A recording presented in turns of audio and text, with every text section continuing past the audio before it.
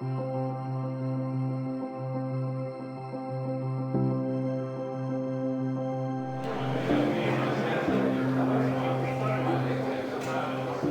ladies and gentlemen, we're going to get this morning kicked off because I'm sure you're excited about getting out on the course. My name is Brian O'Neill, and I have the honor of serving as the board president for SERVANTEE. We couldn't be more excited to have our inaugural SERVANTEE Purpose-Driven Golf Day, and just want to take a moment on behalf of the board and Brett and all the volunteers. Thank you for being here. This was a lot of work that's gone into it, and obviously we want this to be a great experience. We've got a special day planned for you. We're trying to be different than every other chamber golf tournament that you've attended in the past, and we've spent a lot of time really thinking about the experience and making it more than just a golf tournament. One thing I will mention is my good friend Jason Hall over here is selling a lot of raffle tickets. So as you go around the dining room today, and when you get back in for golf, know that the raffle is open for business. Got a lot of great prizes and experiences for you. So, Jason, if you'll raise your hand, that's the guy you go see. He'll say you double what you ask for. But let me open us up with a word of prayer, and then we'll get started. Father in heaven, we are so grateful for the opportunity to come together and serve you in this capacity, Lord. Thank you for Brett and the vision that you've given him to engage golfers in service and to be your hands and feet. Lord, for today, we ask that you keep us warm and that you protect us from our own bodies, and some of us are older, so please be with those that have arthritis and other ailments like myself.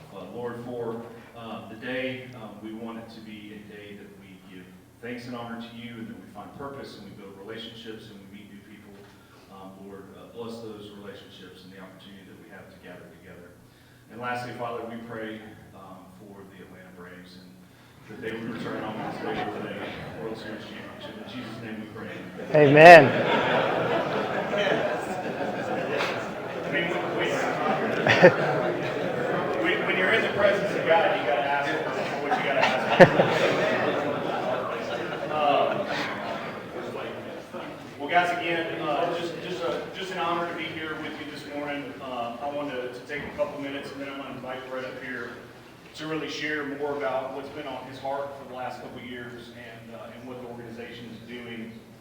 I met Brett 4 years ago at a golf tournament in, of all places, Vermont, through a mutual friend. And as I had the opportunity to kind of learn his story and hear his testimony and really to see what he was trying to do with SERVANTEE, taking trips down to Central America and partnering with amazing organizations around the world and then organizing things in our community, I just knew that this was something that if asked, I would be interested in becoming a part of. And so today, as this is our inaugural event, we want to introduce you to the ministry of SERVANTEE. And we want to take the opportunity to invite you into some next steps.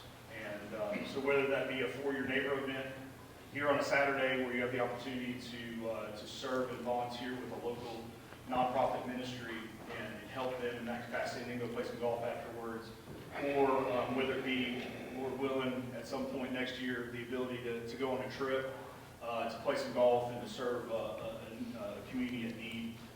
We want this to be a platform as an outflow of your service that we rally around the sport of golf. And then, one thing I will mention to you, this is the only hard donation ask that we'll make all day, is another way to be a part of this community of golfers who desire to serve is through our loyalty program. That's our monthly donor program. It's an extra special club. There's a secret handshake to get in. But there are some perks. You do get information about the organization before others do. You get opportunities to serve. And then we'll have a couple events throughout the year that just you will be invited to. That's the lifeblood financially of the organization, but it's also meant to be a country club of sorts within the organization in which you can partner with us. But today is about purpose-driven golf. And I won't steal Brett's thunder because he's got an amazing message to share with you. But today is about taking golf to the next level and doing it with purpose. It's more than just your regular Saturday or your Wednesday game.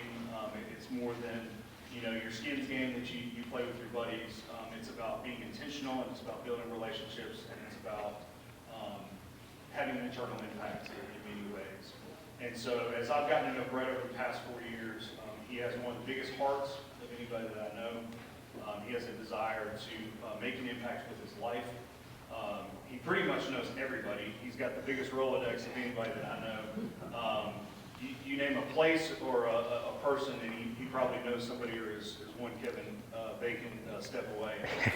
But to see and get behind what he's doing, it truly is a pleasure and an honor. So with that, I'd like to invite Brett Gorney up here.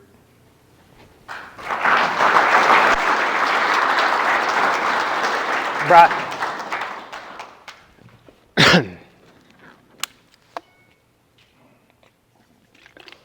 Well, this is really cool. I didn't expect this for a first event, but God can do greater things. So thank you all for being here and taking time. I know this is a different format that you're probably used to with a golf event. So, what I'm going to do is share some of my story and how we got here. So we're going to roll with it.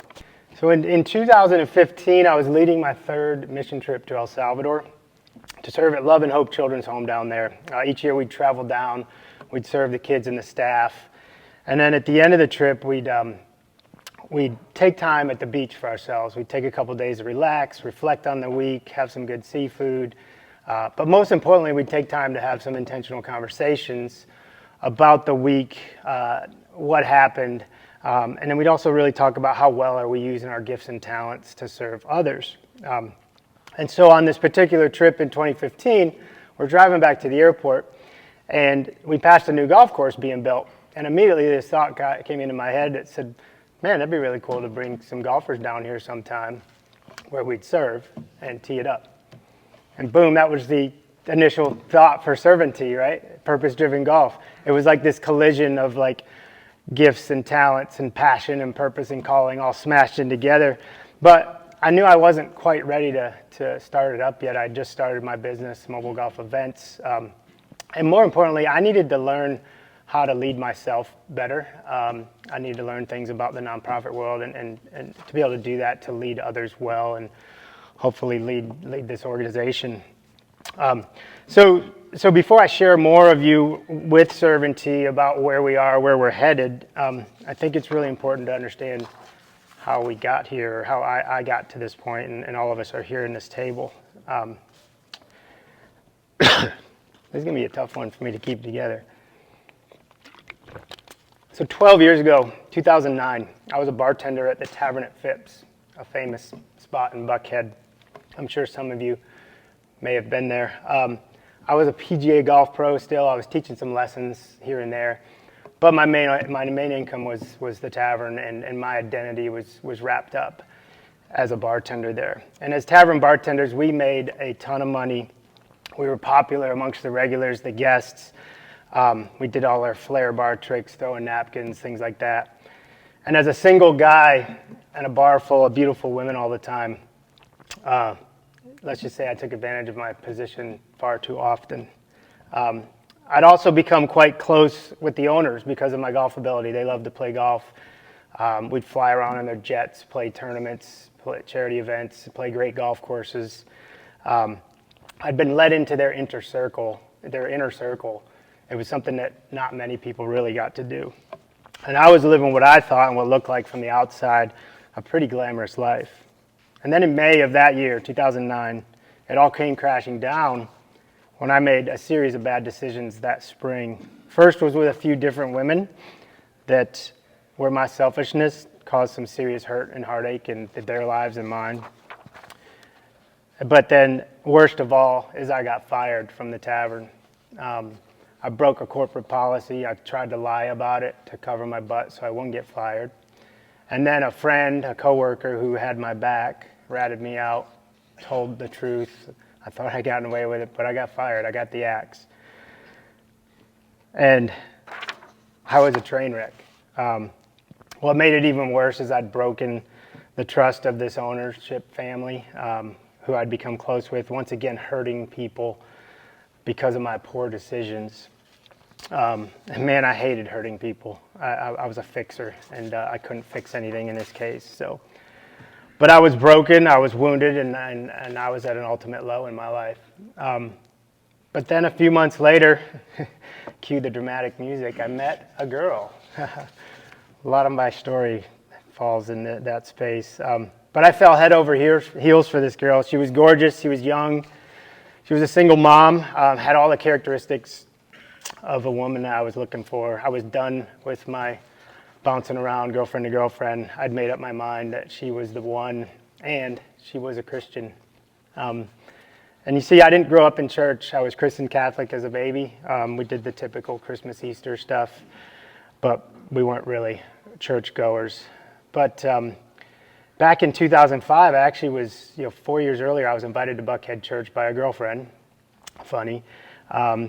I wasn't real sure about this whole personal relationship with Jesus thing, but I just really enjoyed the messages from Andy Stanley, and I saw them as just great free life advice. It just so happened all this was backed by the Bible, a book that I hadn't really spent much time in. But that season of church ended. When that relationship ended, I was rocky soil, and the ways of the world won me back. But with this new girlfriend, I started going back to Buckhead Church again. And with her, I was really enjoying it again. But one of her caution flags for me is that I wasn't a Christian, and I couldn't have the deeper conversations about faith with her, and just about the Bible. Fast forward 5 months to Christmas that year, 2009, I took her home to meet the family. And then I made a 2010 New Year's resolution to start reading my Bible every day just so I could grow in my own faith journey and to have conversations with her. But then out of nowhere, a couple weeks later, a few weeks into the new year, 2010, she broke up with me. I got the axe again. This time I didn't do anything wrong, but I was just simply the wrong guy for her. Her words to me, I'll never forget, where I need a man who's a pillar of strength in faith in God in my life, and you're not that man. I'm sorry. That was a dagger to my heart. And I thought I'd hit a low point before getting fired. This firing was crazier. God had other plans, and losing that girl I thought I would marry, that sent me to complete rock bottom. So I'm sure most of us in this room have hit rock bottoms or low points in life. Some major, some minor. We all go through the highs and lows. Interesting for me, mine always had a female involved. If you look at my life map, it's like a heart attack, and there was always a woman at the bottom and a quick rebound. But in golf, it's best to be able to play from the fairways, right? But it's inevitable we're going to hit it in the rough. We're going to hit it in the hazards and sometimes out of bounds with really bad shots. But no matter where the ball ends up, right, we take our medicine and do our best to get it back into the fairway and onto the green. Great Bobby Jones said it best: golf is the closest game to the game we call life. You get bad breaks from good shots, and you get good breaks from bad shots, but you have to play the ball as it lies. So one thing I'm sure we all can agree on, it's how we respond in these bad times, in these low points, is the key to getting out of the rough and back into life. So how do we respond? What do we turn to in order to shift our focus and keep our chin up? What do we turn to remove the fears, the doubts, the anger, the jealousy, bitterness? But I believe what's most important is, who do we turn to? Who knows you well enough? Who cares for you? Who loves you enough to walk you through the valleys? Who believes in you and who wants the best for you?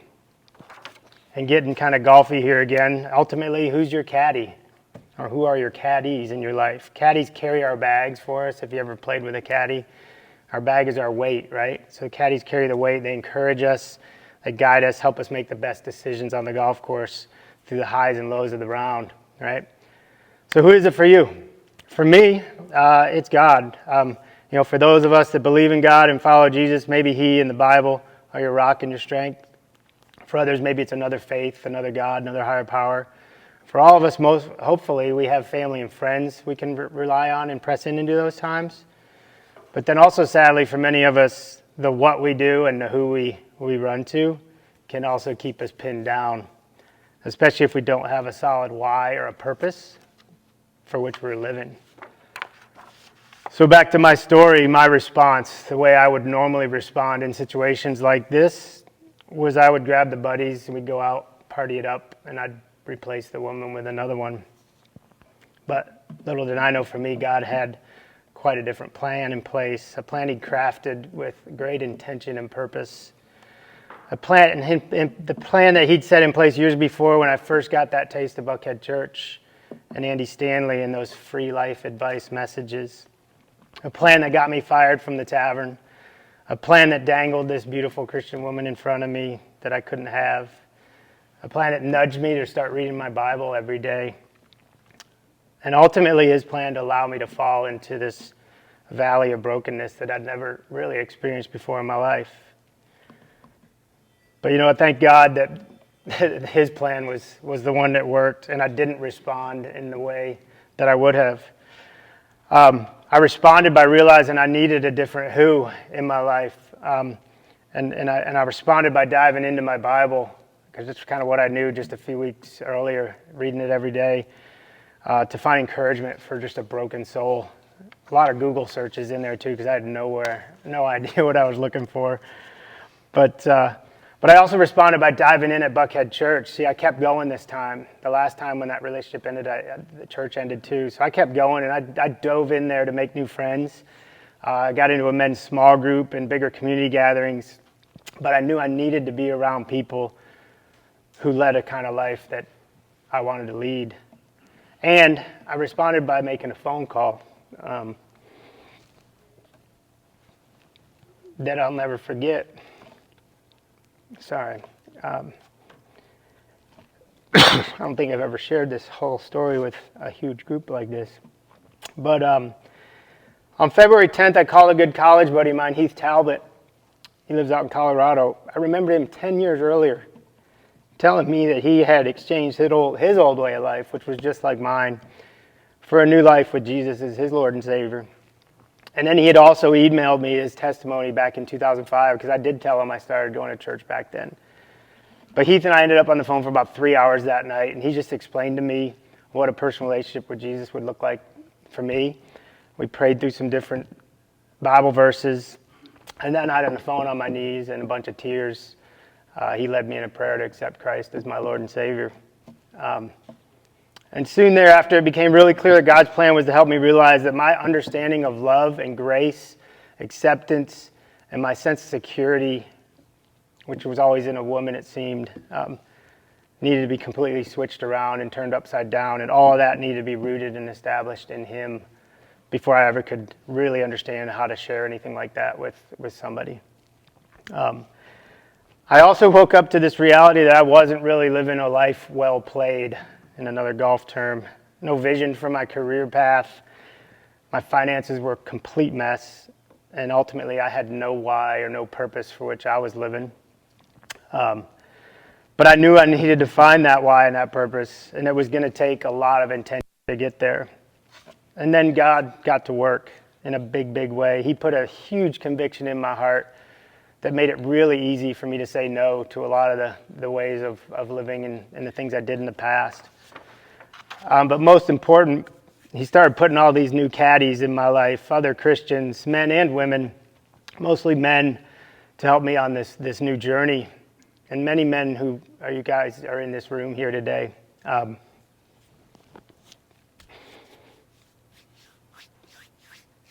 Larry Green. Man, I can't thank you enough for the way God has, wherever you're sitting. Larry, where are you? For the way God used you in my life. I met Larry kind of haphazardly, looking for a deeper small group, and he was starting Cloudwalk Ministries, and I got in his Life Compass group. And I spent the next 11 months with him and a group of men that just forever changed my life. And you introduced me to Solely Business, a men's retreat ministry. Great to see so many of you Solely Business brothers in this room. Guys like Kevin Laddie, Bill Stark. I don't know if Bill's still here. And I just got to give a praise. Bill just got free of cancer. So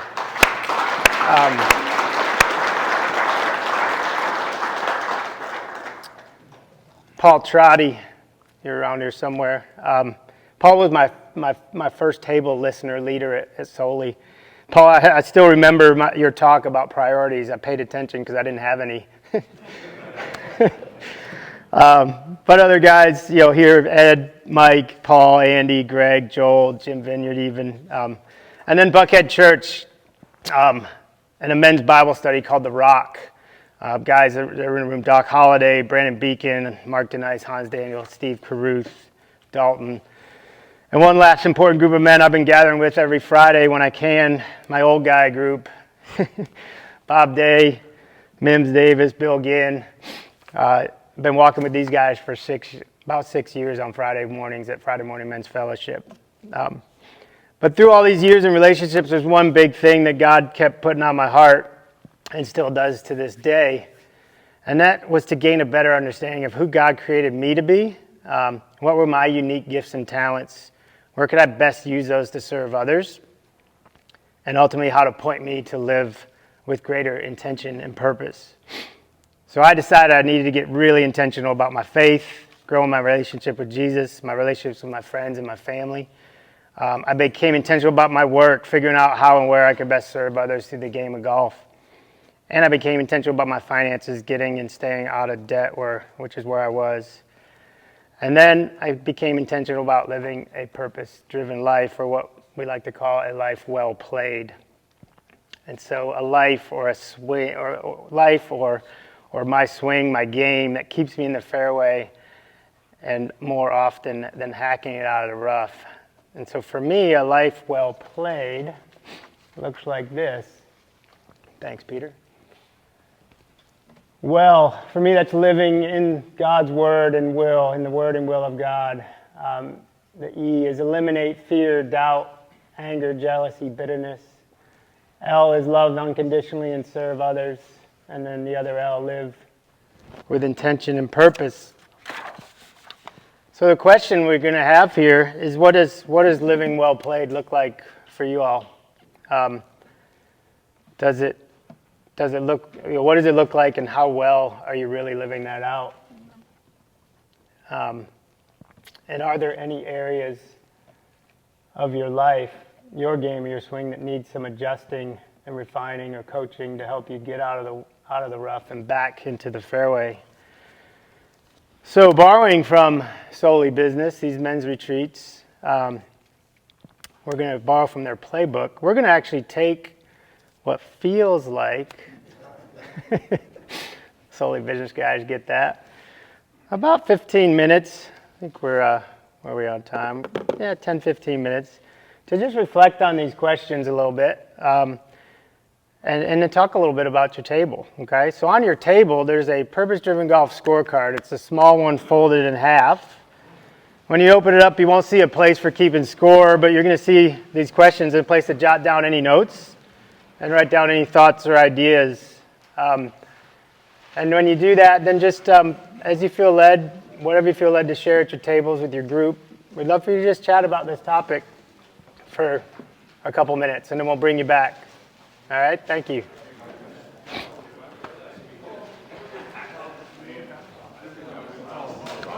Tough to do. I know.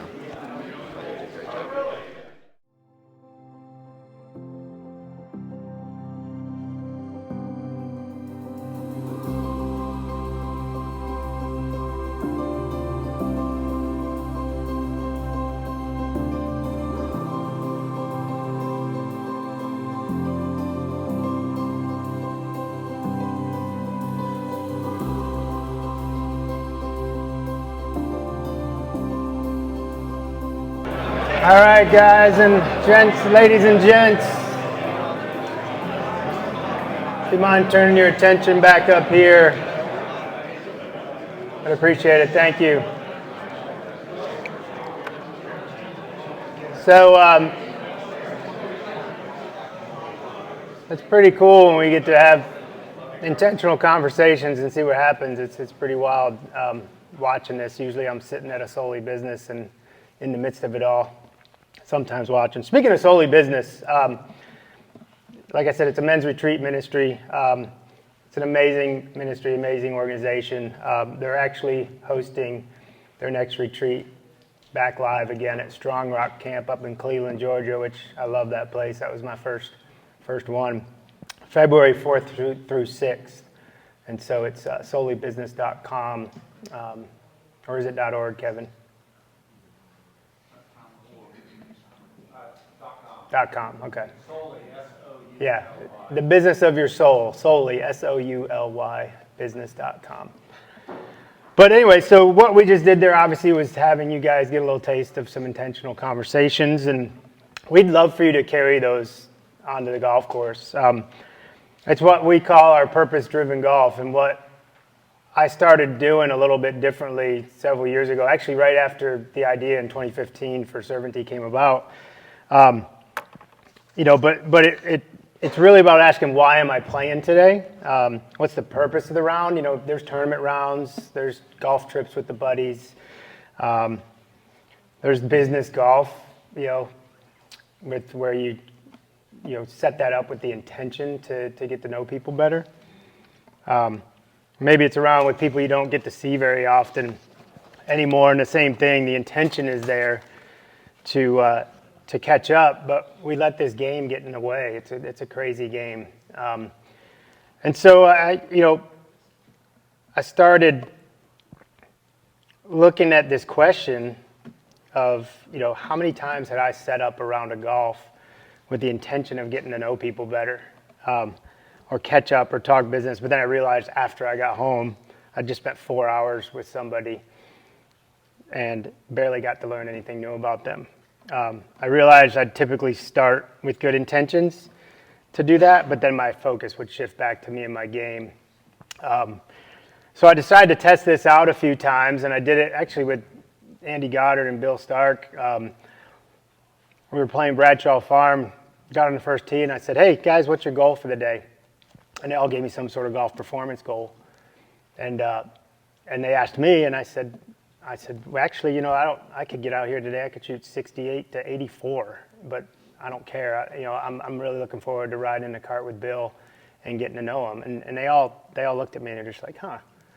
And so we had this amazing day of golf. It was awesome. Bill and I had a great time getting to know each other, and I've tested this out a bunch over the years, and it always seems to work. And oddly enough, really what we end up doing is just stepping up, getting your yardage, taking a little half practice swing, and hitting your shot. How many times if you hit a bad shot and you drop a second ball down, don't even think about it and hit a great shot, right? There's your potential, right? So sometimes thinking too much about the little ball, you get stuck on that guy. And so what we wanted to do is encourage you to kind of look at today as this opportunity. Yeah, let's play some golf, have some fun, hit some great shots, but man, don't waste this opportunity to get to know the guys in your group a little bit better. You can carry on this conversation a little bit more, but on that card that you had on the table, on the back of it, you know what, Pete? I don't know if we have that. On the back is actually a series of questions. On the back of that purpose-driven golf scorecard, you'll see some questions to encourage you more conversations in your group.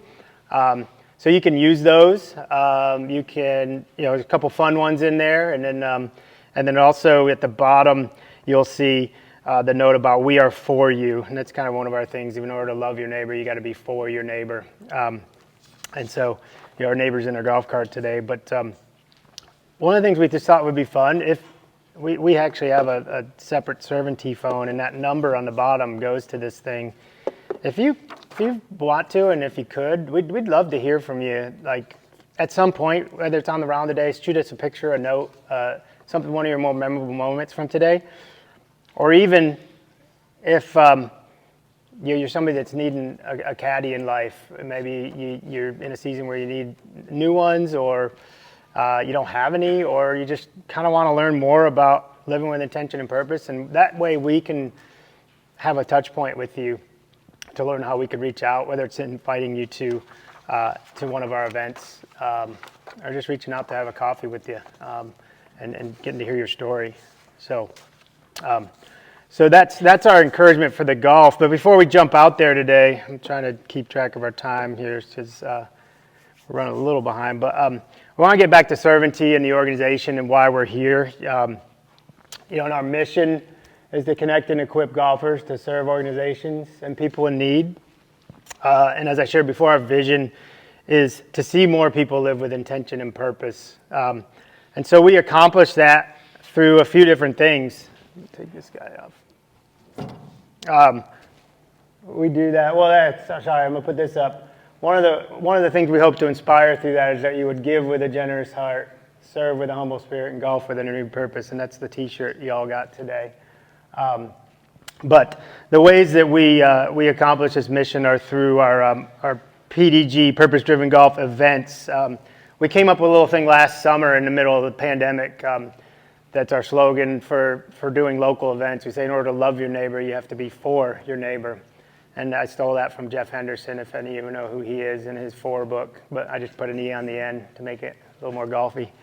But in those events are where we serve locally in the community. We serve Safe House Outreach.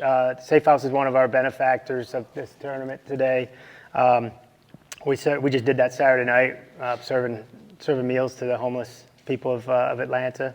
MedShare, we sort and pack medical supplies that go out to clinics around the world. Lighthouse Family Retreat, we do the care bag. There's a program they do. This is awesome. We raise the money and we buy all this stuff and we pack up these care bags for the kids and their families that are currently at the Eggleston and Scottish Rite hospitals in town going through treatment. And so it's just a little piece of love and a way to serve these families. I'm actually doing it this Friday, coming up with the Georgia State Golf Association. They've partnered with us to help us. And then we deliver all those to the hospitals with a family meal. It's the third time we've done it this year. We'll also have, we also do impact trips. Again, those have kind of been on hold with COVID, but Lighthouse is an in-country impact trip. If any of you ever served at one, they're amazing. I actually served at my first this summer, so I got a taste of what that's like. So next year we're going to organize hopefully a trip or two that you could come together. It's a great opportunity for your family to get together and serve, and we try to organize a round of golf on the free day that we have there. But the impact trips, the vision trips, this is obviously how SERVANTEE was birthed and my passion for travel, and I told that story in the beginning. But Love and Hope Children's Home, near and dear to my heart. We serve them in El Salvador, and then we've done two actual SERVANTEE trips with Habitat for Humanity, Guatemala. But Love and Hope is one of our partners, and Pete, you got that video? So part of our funding from this tournament, 20% is going to Love and Hope and some of the Safe House, but Rachel's the founder. My name is Rachel Sanson. I'm the founder of Love and Hope Children's Home. Love and Hope was founded in 2003, and over the last 18 years, we've been home to over 35 children who would otherwise have been living in abuse, neglect, and extreme poverty. At Love and Hope, we believe that education is one of the greatest gifts we can give to the kids. That is why the majority of our budget goes towards sending them to a private school where their education is tailored to each of their individual needs. The reason that we choose not to send our kids to public schools in El Salvador is because the public school education system is very poor. The schools are run down, and oftentimes kids go to school and their teachers don't show up. Gangs are also a huge problem in public schools. And so for all those reasons, we've decided that private schools are a necessity for the kids at Love and Hope. As our kids have grown up and turned into young adults, we've continued to support them and have given them the opportunity to go to college. We allow them to choose their major, but we support them along the way. So we have a transition house where they can live after they turn 18. They move into our transition home that's called the Horizon House. And we teach them life skills. We teach them to cook, to do their shopping, to pay their bills. And it's a really good experience for our kids and really helps them to be set up for success in their future. We are so grateful for Brett Gorney and for the many trips he's brought down with Mission 514. The kids just love his teams and love Brett. And we want to say thank you to each one of you who is at this event today. And we want you to know that every dollar raised for Love and Hope will go directly to our education fund. Thanks again for your support.